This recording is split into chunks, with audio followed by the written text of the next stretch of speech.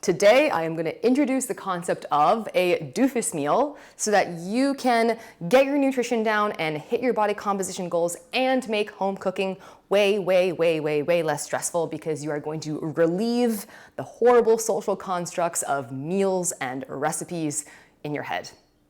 I hope this helps.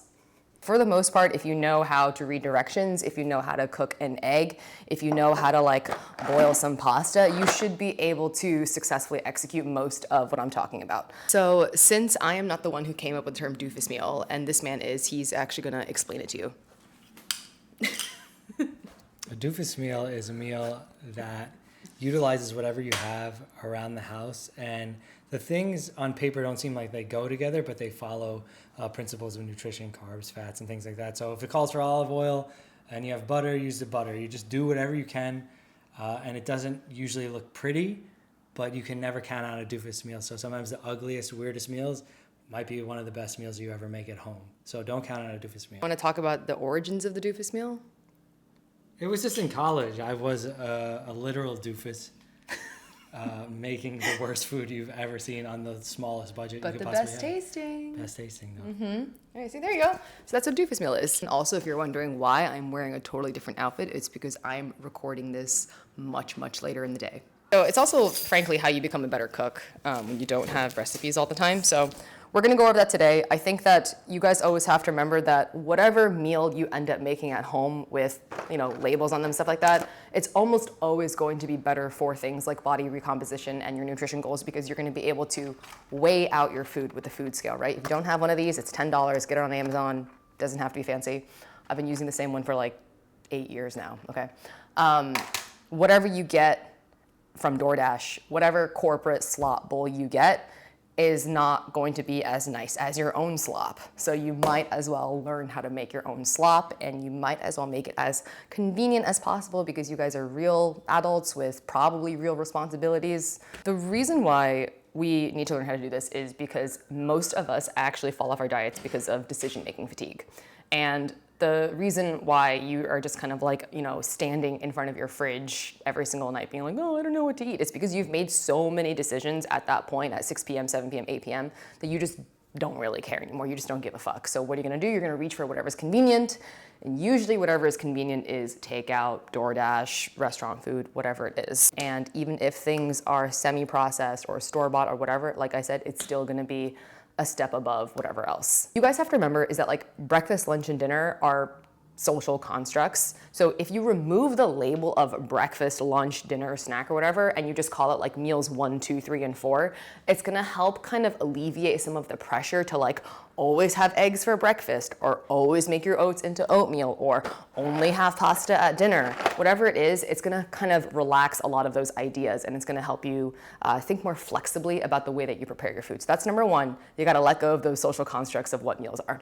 Number two, you gotta let go of the social constructs of recipes and what's correct or what's authentic. I will never forget the time where I put chicken instead of pasta, and I had a very adamant Italian person literally angrily DM me for putting chicken in my pasta because she said that it wasn't traditionally Italian. So ever since that traumatic episode, I have been putting a lot of different proteins into my pasta. Sometimes I'll end up using this microwavable rice to make my own fried rice, which I'm sure most Chinese people would be, not too happy about, but I don't really care because it's my food and it's my body. So relaxing the idea of what recipes are and relaxing the idea of what traditional food or authentic food is also helps a lot. Okay, the last thing that you guys want to keep in mind is that you, again, get to decide how large your meals and your snacks are. The reason why I say that is because a lot of people are hung up on the idea of 3 large meals and 1 little snack. For some people, 6 small meals work. For some people, 10 snacks work. I think it's kind of impractical, especially for body recomposition, but whatever number you have in your mind is yours, and it's also gonna help kind of guide you as far as thinking about how much groceries you need to buy at a time, how much food you wanna prepare in advance.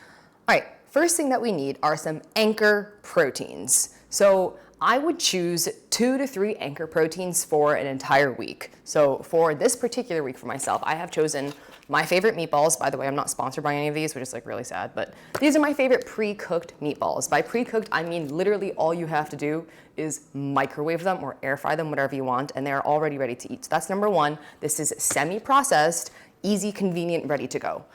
Another anchor protein of mine is going to be this extra firm tofu. I adore tofu. The reason why I choose extra firm is because it's just a little bit easier to handle, very easy to cube up. I love soft tofu and everything like that, but sometimes it's just a little bit harder to work with. And then the other protein, the other anchor protein I have, if you could wait one moment while I go behind this board and get it out of my fridge, this fresh pound of already clean, deveined shrimp. Those are the key things here. If you get shrimp from Whole Foods or your butcher, whatever it is, having them do the cleaning for you is going to take out a very significant amount of the labor. So this is my only fresh protein that I have, and this is the only thing that could potentially go bad, right? So I have this, I have 1, 2, 3. These are gonna be my 3 for this particular week. By the way, in this guide right here, I have a whole other list of vegetarian sources, other meat sources, other fish sources that I like, and everything that I list should be pretty readily available in a Costco or a local grocery store or something like that. They should be on the more affordable side, I think. Step number 2 for Doofus meals is to choose 2 carbohydrate sources and 2 fiber sources. So for this week, I have dried pasta, just regular dried pasta. This is gluten-free because my partner that you just met just now is very, very gluten sensitive. And then the other is this microwavable, already cooked rice. Is this a little bit expensive? Yes. Is it microwavable? Also, yes. So these 2 things are super easy to prepare. And then for my fiber sources, I have my other fresh ingredient, which is fresh asparagus and some pumpkin seeds, and this is gonna give me a lot of texture and crunch and is also a bit of a protein source. So far, the only things that can really go bad pretty quickly are 2 things. Everything else is relatively pantry or refrigerator stable, okay? I also happen to have some frozen spinach. Frozen spinach is essentially something that I just add into pretty much everything, especially things like curries and even pastas, because it's just a very easy way to get in some good iron. It's another easy way to get in a good amount of fiber, and you don't have to think about it, right? We want to make things as easy as possible. So those are our 2 veg sources and our 2 fiber sources. And then this next part is going to be the key to you sticking to your diet and making life easy. It's gonna be store-bought jarred ingredients. So this is one of my favorite coconut curries. This is Cal Houston's Malabar coconut curry Indian simmer sauce. It's already pretty much ready to go. We also have Gotham Green's Green Goddess dressing, a nice little salad dressing here. Salad dressing can be turned into a bunch of other things, which we'll talk about in a second. And then I have my favorite pasta sauce, which is the Carbone Arrabbiata sauce.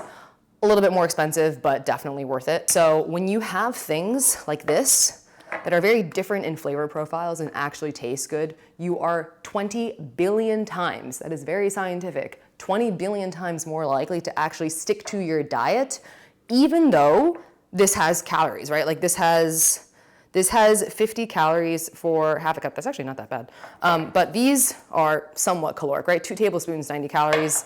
This is half a cup, 90 calories. And if you're like, oh my God, Ashley, well, if I'm on a diet, like, shouldn't I try to be making things lower calorie?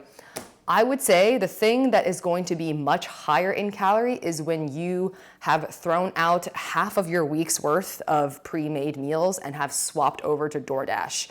I would say that what's going to be significantly worse for your diet is microwaving the same identical slop 4 times Monday through Thursday and then going all out and like going on a bunch of like cheat meal days on Friday, Saturday, and Sunday. So again, if you can make your weekday meals taste a lot better, you are going to be significantly more likely to stick to your diet. So the calories here are absolutely worth it. Calories here are worth it. Calories here are worth it. And then you've got your other protein sources and whatever, which are obviously also worth it. So obviously you don't have to choose these specific foods, but I'm choosing this variety to just like make it easier for you guys to visualize. All right, so we have all these ingredients out in front of us. I'm gonna show you a couple of different combinations without actually cooking them so that I don't produce a bunch of food waste. All right, so we've got like this shrimp, we've got the pasta, and we have a pasta sauce. So 1, 2, 3, all of this is going to become one night's dinner. Using our shrimp as our anchor protein, what else can we do with it? Well, we can swap this out And now we can have a shrimp pasta with a little bit of curry, which is also delicious. What we can also do is maybe add a couple of these asparagus in here, or if you don't like that combination, you can swap it out for that frozen spinach that we talked about earlier. Something else that we can do with this curry now is gonna be tofu and very obviously some rice. So now we've got rice, curry, and tofu. And oh, look at that. We can either do a little bit of asparagus or we can do a little bit of spinach again. So now it's just a spinach tofu curry with some rice. Another thing that we can do is swap out the meatballs for this tofu. And now you have tofu, curry, and rice. Again, very straightforward. Maybe you want to top it off with some pumpkin seeds. So you've got your fiber, your protein, your sauce, something that tastes good, and your carbohydrates as well, okay?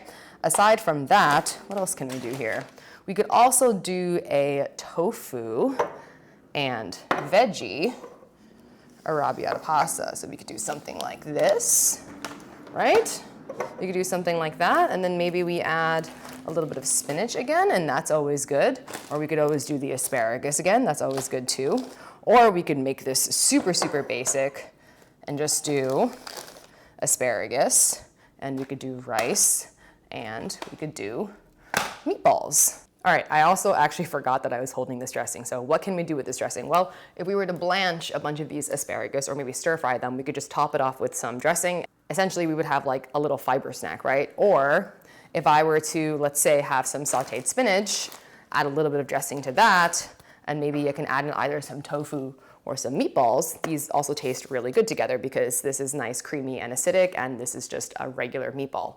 So something to keep in mind when you guys are looking for your anchor proteins or when you're preparing them is to make sure that if you are going to cook them ahead of time, that you keep them in separate non-dressed containers. What does that mean? It means that if I were to take these meatballs and I were to cover them in sauce, and then I were to store them away in a Tupperware, then anytime I wanted to eat any of the meatballs, they would already be covered in the sauce. So if you wanted to, for whatever reason, cook these ahead of time, having them in a separate, in their own little individual container is gonna allow you to actually just take that Tupperware out and throw them into whatever you want. If for whatever reason you wanted to cook off all of this shrimp at the same time, only season it with salt and olive oil and store it in a container so that then you can make it into a shrimp salad. You can make it into a shrimp stir fry. You can add shrimp into whatever you want, right?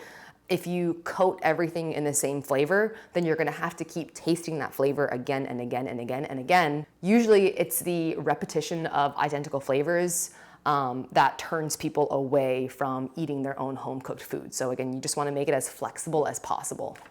I'm gonna go ahead and put these shrimp away because I just don't want to keep looking at them, and I also don't want to eat shrimp right now.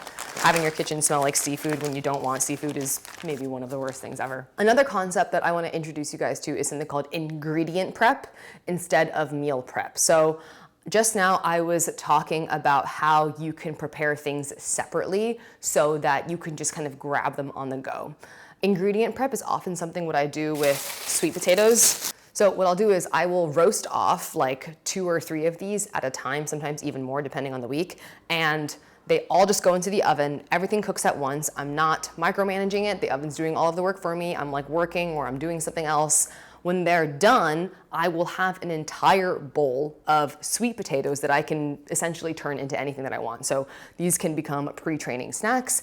I can just throw them into one of my random doofus meals that I just created for myself, right? Like I could put this into a curry, I could put this into a rice bowl, whatever it is. Other thing that I like to do as a form of ingredient prep and not meal prep is to boil like 1, 2, 3, 4, 5 eggs. We'll boil 5 eggs, and then they're just gonna sit in a bowl in my fridge already cooked.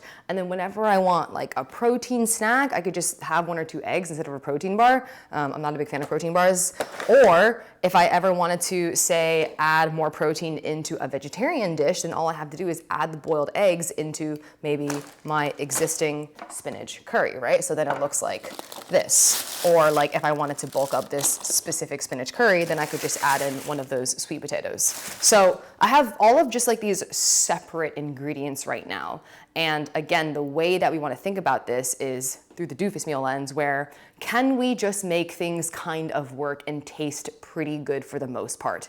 Again, guys, let go of the idea that your food has to be beautiful. Let go of the idea that recipes are strict rules that you have to follow.